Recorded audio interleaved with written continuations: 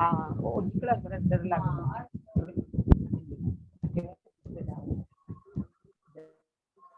Unmute करो। ध्यान पथ के सभी दोस्तों को प्यार भरा नमस्कार। कहानियां जिसे सुनते सुनते हम बड़े हुए, हमारे जीवन पे बहुत प्रभाव डालती आई हैं।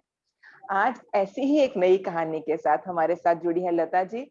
लता जी, आपका बहुत बहुत स्वागत है।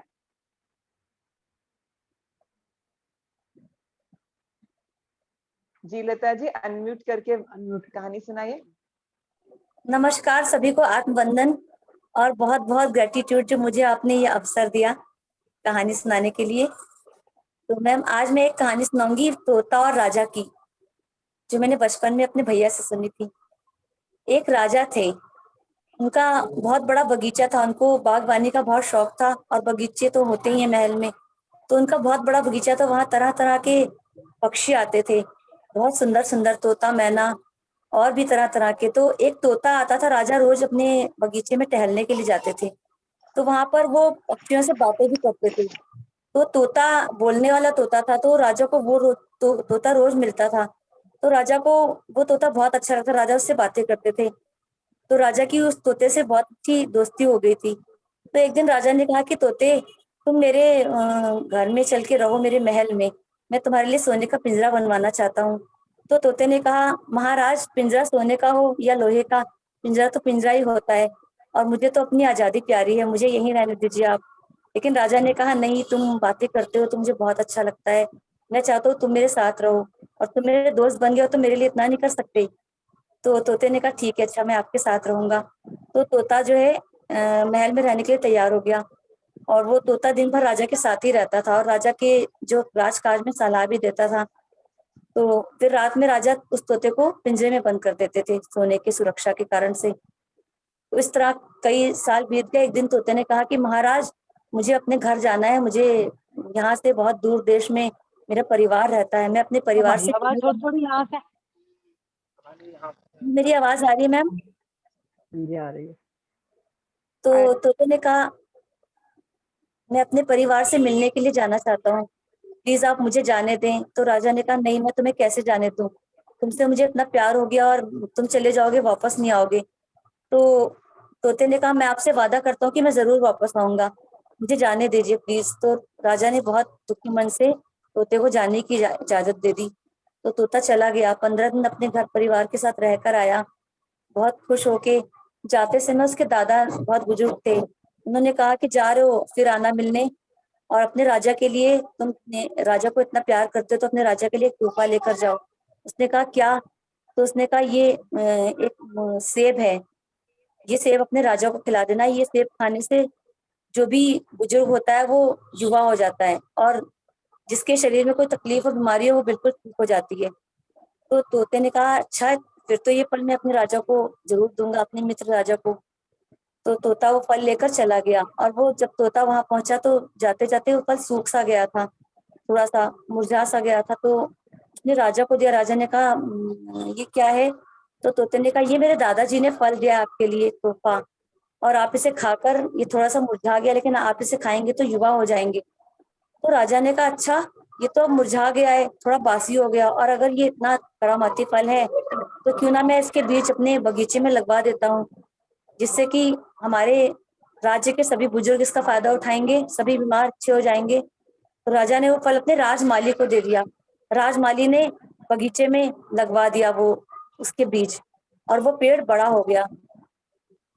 जब वो पेड़ बड़ा हो गया तो वहां पे बगीचे में सांप भी थे। पहला फल निकला, और वो पहले फल को सांप ने उस पे फन मार दिया। ये बात राजा को नहीं पता थी। राजा ने अपने राज्य के सबसे बूढ़े सेनापति को बुलाया, जो बुजुर्ग थे बहुत ही। तो उन्होंने कहा कि ये पहला फल निकला है, आप खाइए, मैं चाहता हूँ कि आप खा के हमारे, आप राज्य के बहुत महत्वपूर्ण व्यक्ति हैं, हमारी सेना की कमान आपके हाथ में है, तो आप इस फल को खाइए, जिससे कि आप युवा हो जाएं, आपके शरीर के सारे रोग तकलीफ दूर हो जाएं। तो राजा ने वो सेनापति को फल खाने को दिया, और जैसे सेनापति ने फल खाया, उनकी मृत्यु हो गई। राजा को इतना क्रोध आया कि ये तोता मुझे मारना चाहता था, उन्होंने कोई पता नहीं लगवाया कि ऐसा क्यों हुआ। और राजा को इतने गुस्सा आया, उन्होंने तुरंत गए और राजा ने तोता की गर्दन मरोड़ दी, और तोते की इसी समय मृत्यु हो गई। अब राजा बहुत दुखी रहने लगे कि मैंने इतने प्यारे मित्र पे, अपने तोते पे भरोसा किया, इतना उसे प्यार दिया और उसने मेरे साथ धोखा किया। और राजा को अकेलापन भी महसूस होने लगा कि राजा उस तोते के साथ रहते रहते उनको उनकी आदत हो गई थी।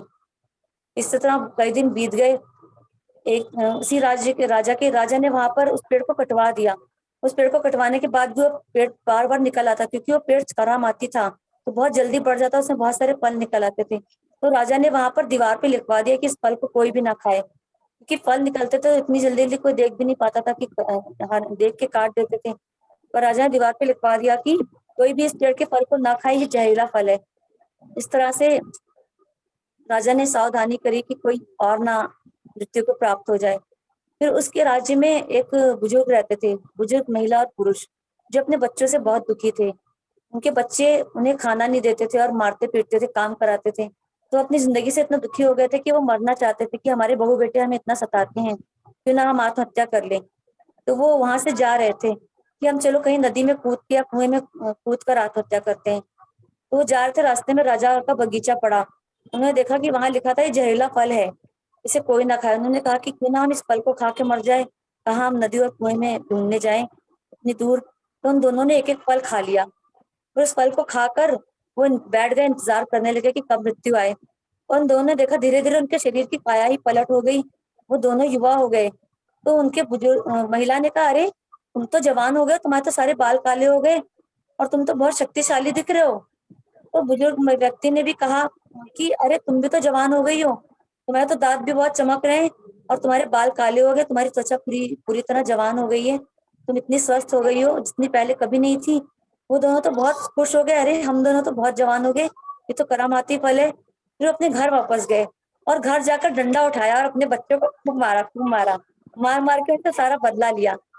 तो जब उनके बच्चों ने देखा, अरे ये कहाँ से आ गए इतने जवान होकर, इतने स्वस्थ ताकतवर होकर, ये तो बिल्कुल लाचार थे, हमारे रहमो करम पर जीवित थे, हम इनको खाना देते थे तभी ये जिंदा थे, नहीं तो ये बेचारे भूखे बैठे रहते थे, आज इनको क्या हो गया है। वो वो मार रहे थे अपने बच्चों को, बहू और बेटों को बहुत मार रहे थे। वो किसी तरह जान बचाकर राजा के पास भागे और राजा के पास जाकर अपनी सुरक्षा की गुहार लगाई। उन्होंने कहा कि महाराज बचाइए। उन्होंने कहा क्या मामला है। दरबान से कहा कि मुझे अंदर जाने दीजिए। उन्होंने कहा क्या बात। उन्होंने सारी कहानी सुना दी कि मेरे माता पिता ऐसे ऐसे जवान होकर आ गए और हमें मार रहे हैं। तो उन्होंने राजा से मिलने की इजाजत दे दी।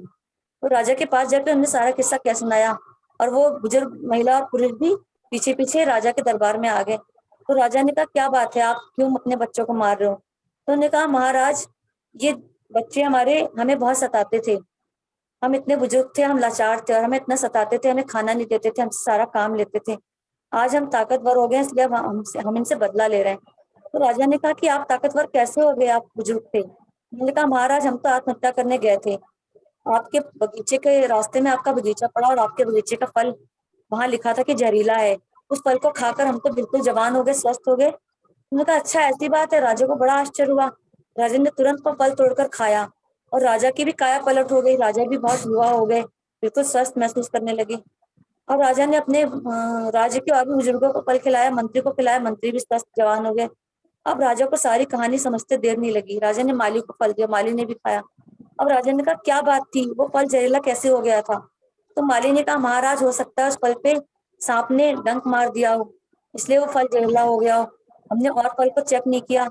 अब राजा को तो बहुत दुख हुआ, राजा इतना पछताया कि ये क्या हो गया, मैंने ये क्या कर दिया। वो तोता जो मेरा वफादार था, मेरा इतना अच्छा मित्र था, जो मेरे लिए इतना दूर से फल लेकर आया, वो तोता जिसने अपना किया हुआ वादा निभाया, अपने घर जाकर भी वो वापस आया मेरे किए हुए वादे के अनुसार, उसी तोते को मैंने बिना सोचे समझे जान ले ली। राजा बहुत रोया, बहुत पछताया, लेकिन अब सर पटकने से क्या होने वाला था। अब तो राजा ने बिना सोचे समझे जो कर दिया उसका फल से भोगना ही था। और राजा दिन रात उस तोते की याद में बहुत दुखी रहने लगा। इस तरह से राजा ने वहां पर फिर वो जो दीवार पे लिखा था वो हटवा दिया और तोते की याद में एक स्मारक बनवाया वहां पर। ये फल तोते ने दिया था लाकर, इस फल को खाकर सभी बहुत ही स्वस्थ और युवा हो जाते हैं।